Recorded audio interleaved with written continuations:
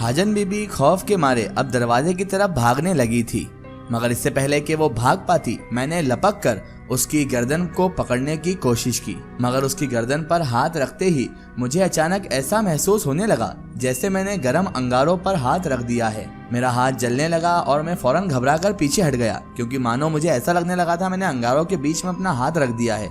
और इतनी देर में हाजन बीबी को वक्त मिल गया और वो दरवाजे से बाहर हो गई। दरवाजे से बाहर वो निकल चुकी थी। मेरे को जैसे ही होश आया और मैं जैसे ही होश बहवास हुआ, मैं भी दरवाजे से बाहर गया। मैंने सहन में भी नजर दौड़ाई, मगर वो अब तक गायब हो चुकी थी। दूर दूर तक अब हाजन बीबी नामी उस औरत का कोई नामो निशान तक मौजूद नहीं था।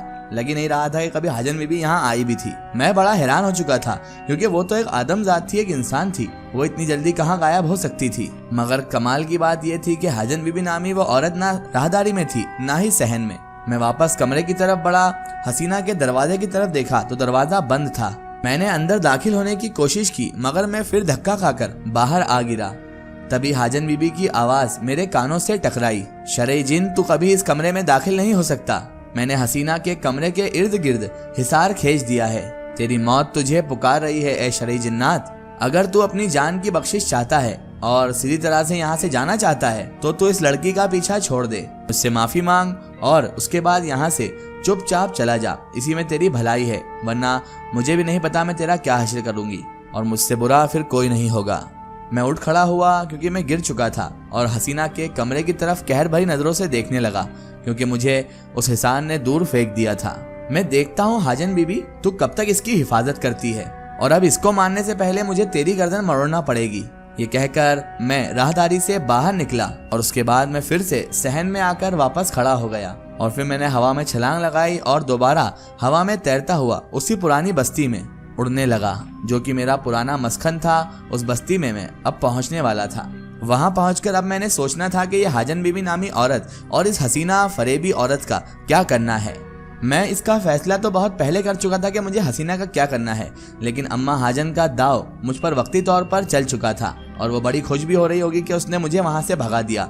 लेकिन वो ये नहीं जानती कि मैं भी शहंशाह जिन्नात की औलाद हूँ, शहंशाह जिन्नात का बेटा हूँ। इतनी आसानी से इन लोगों का पीछा मैं नहीं छोड़ने वाला था, और अब अम्मा हाजन किसी भी सूरत पर मेरे मुकाबले पर नहीं आ सकती थी। मैं ये नहीं कहता कि मुझे अपनी ताकत पर बहुत ज्यादा घमंड है, मुझे अपनी ताकत पर गुरूर है, लेकिन मैं ये अच्छी तरह से जानता हूँ कि मैं शहंशाह जिन्नात की औलाद हूँ और मेरा मुकाबला करना उनके बस की बात नहीं है। मैं उसी मस्खन पर आकर फर्श पर लेट गया और अपना सांस बहाल करने लगा। बैठे बैठे मुझे अचानक नींद आने लगी, और फिर अचानक से मुझे ऐसा महसूस हुआ जैसे मैं अपनी दुनिया में, जिन्नातों की दुनिया में वापस पहुंच चुका हूं। मेरी माँ मुझे देखकर खुशी से गले लगा लेती हैं और मुझसे कहती हैं, बेटा तू परेशान क्यों है, क्या बात है। मेरी माँ मेरी आंखों में छुपी हुई उदासी को साफ तौर पर देख लेती है। मैंने कहा, माँ मैं मोहब्बत करने की सजा भुगत रहा हूँ, मोहब्बत जो की है उसकी सजा भुगत रहा हूँ। पहले तो मैं शरारत करने की सजा भुगत रहा था, अपनी शरारतों की सजा भुगत रहा था, लेकिन अब मैं मोहब्बत की सजा भुगत रहा हूँ। वो बेवफा तो मुझे मारने पर तुल गई है जिसके लिए मैंने एक बेगुनाह की जान ली, इतना कुछ किया, और जिससे मैंने मोहब्बत की वो बेवफा मुझे मारने पर तुली हुई है। इतना सुनकर मेरी माँ की आंखों में भी आंसू आ गए, क्योंकि माँ तो माँ होती है, चाहे इंसान की हो या जिन्नात की। तभी माँ कहने लगी, बेटा मोहब्बत कभी भी जबरदस्ती का सौदा नहीं होता, ये तो दिल से दिल का मिलाप होता है, मगर फिर भी तुम अपना दिल छोटा ना करो बेटा, मैं नाजिम को तेरी मदद के लिए भेज देती हूँ। माँ ने इतना कहकर मेरे माथे को चूमा, साथ ही फिर ये मंजर धुंधला होता हुआ मेरी आंखों से गायब हो गया। मैं हड़बड़ाकर उठ बैठा। मैंने सोचा क्या एक ख्वाब था, और अभी मैं इतना कुछ सोच ही रहा था कि तभी अचानक दरवाजे पर खड़े नाजिम की आवाज ने मुझे चौंका दिया। नाजिम तुम? मैं फौरन वहीं पर उठ खड़ा हुआ।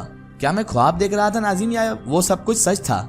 नाजिम मेरी तरफ मुस्कुराकर देखकर कहने लगा, देखो यार मुझे कुछ नहीं मालूम जोरान, माँ ने मुझे हुक्म दिया था कि फौरन तुम जोरान के पास पहुँच जाओ, उसे तुम्हारी मदद की सख्त जरूरत है, तो मैं यहाँ पर सीधा तुम्हारे पास आ गया। मैंने पूछा कि क्या तुम्हारे आने का, यानी नाजिम तुम्हारे आने का शहंशाह जिन्नात को इल्म है? तो नाजिम कहने लगा, नहीं उन्हें इल्म नहीं है, तुम्हारी माँ ने मुझे इंतहाई राजदारी के साथ, बिल्कुल राज के साथ मुझे यहाँ पर भेजा है। तभी नाजिम मेरे सामने बैठते हुए बोला, जोरान क्या परेशानी आखिर तुम्हें, क्यों परेशान हो तुम, बताओ जरा मुझे। और फिर मैंने पूरा का पूरा वाकया, किस तरह मैं हसीना से मिला और किस तरह उसने मुझसे वादा किया था और किस तरह हाजन बीबी ने मुझे परेशान कर रखा है, सारा का सारा वाकया मैंने नाजिम को सुना दिया। तो नाजिम कहने लगा अम्मा हाजन को जान से मारना है या फिर ऐसे ही थोड़ा सा डराना है। तभी मैंने उससे कहा नहीं यार, उसे तो मौत की खाड़ उतारना ही पड़ेगा। उसने मुझे शहंशाह जन्नात के बेटे को धमकाने की कोशिश की है। अगर वो अपने इरादे से बाज नहीं आ रही तो उसे मौत की खाड़ उतार दो। तभी नाजिम कहने लगा अम्मा हाजन अभी कहाँ होगी, बताओ जरा ज़ोरान, उसकी हवेली में तो नहीं है अभी वो। तो मैंने कहा नहीं, मुझे पूरा यकीन है कि हिसार बनाने के बाद उसके कमरे का हाजन बीबी वहां से निकल गई होगी। उसने मुझे कमरे से बुलाने के बाद कमरे के इर्द गिर्द हिसार कायम कर दिया था और हसीना उस हिसार के ही अंदर है। अब अम्मा हाजन के मरते ही वो हिसार टूटेगा और मैं हसीना के करीब जा सकूंगा। नाजिम कहने लगा ठीक है ज़ोरान, मैं अभी अम्मा हाजन का इलाज कर देता हूँ। मैं बैठा हुआ अब नाजिम को जाता हुआ देख रहा था।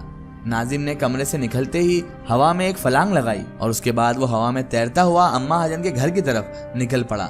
थोड़ी ही देर बाद वो अम्मा हाजन के दरवाजे पर खड़ा हुआ था। उसके साथ यानी नाजिम के साथ भी वही हुआ जो शुरू में मेरे साथ हुआ था। नाजिम ने भी मकान में दाखिल होने की बहुत कोशिशें की, मगर वो भी अब झटका खाकर पीछे गिर चुका था, झटका खाकर पीछे हट गया था। वो समझ चुका था कि इस मकान पर जबरदस्त किस्म का हिसार कायम है। वो फौरन ऊपर उठा और हवा में तैरता हुआ आबादी से बाहर जंगल में चला गया। जंगल में उतरने के बाद उसकी तेज निगाहें किसी चीज को तलाश करने में थी और फिर उसका मतलूबा परिंदा जिससे उसे मतलब था वो परिंदा उसे नजर आ गया। एक दरख्त पर खामोशी से बैठा एक परिंदा जिसकी शक्ल उल्लू से मिलती थी, वही परिंदा था। नाजिम क्योंकि गैबी हालत में था इसलिए उस परिंदे को पकड़ना उसके लिए मुश्किल नहीं था। उसने आगे बढ़कर उस परिंदे को दबोच लिया और फिर वापस अम्मा हाजन के मकान की तरफ नाजिम चल पड़ा। मकान के दरवाजे पर पहुंचकर उसने गौर से दरवाजे की तरफ देखा और फिर मुंह ही मुंह कुछ पढ़ने लगा। काफी देर वो कुछ पढ़ता रहा, फिर उसने दोनों हाथों से उस परिंदे को पकड़कर वहीं दरवाजे पर ही उस परिंदे को उधेड़ डाला, यानी उसे मार डाला। परिंदे की गर्दन अब उसके जिस्म से अलग हो चुकी थी और तभी अचानक खून का फव्वारा उबल पड़ा और खून अब उबल कर बाहर निकलने लगा। तभी उस परिंदे का जो खून निकल रहा था उसके छींटे नाजिम ने अपने हाथ में इकट्ठे किए और उसके बाद उन छींटों को दरवाजे पर फेंक दिया।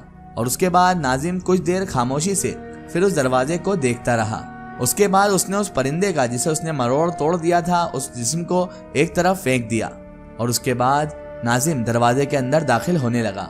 इस मर्तबा उस परिंदे के खून की वजह से और नाजिम के उस अमल की वजह से हाजन बीबी का वो हिसार जो उन्होंने अपने घर के इर्द गिर्द बांध रखा था वो टूट चुका था। नाजिम का ये मंत्र अब काम कर चुका था। नाजिम का ये तरीका कारगर साबित हुआ था। छोटे से मकान के सहन में वो दाखिल हो चुका था। अब हर तरफ खामोशी ही खामोशी तारी थी। अब नाजिम की तेज निगाहें अम्मा हाजन को ढूंढ रही थी और इधर अम्मा हाजन थी जो अपने कमरे में बिलसुकून आराम कर रही थी। नाजिम अब उस कमरे की तरफ चल पड़ा जहाँ पर हाजन बीबी आराम कर रही थी। कमरे में दाखिल होते ही नाजिम ने देखा कि अम्मा हाजन बिस्तर पर सो रही थी। नाजिम ने उसे अजीब सी निगाह से देखा और फिर दहाड़ कर बोला, अम्मा हाजन उठ जा, मैं आ चुका हूँ, तेरी मौत की सूरत में तेरे सामने खड़ा हूँ। इसका एक स्टोरी हम देखेंगे इसके अगले पार्ट में। दोस्तों, अगर आप भी अपनी जिंदगी की कोई सच्ची कहानी या सच्ची घटना हमारे चैनल से शेयर करवाना चाहते हैं और आप चाहते हैं कि आपकी स्टोरी भी माय स्टोरी बुक चैनल से शेयर हो, तो आप हमें हमारे फेसबुक पेज पर कांटेक्ट कर सकते हैं और अपनी स्टोरी वहां पर हमें बता सकते हैं।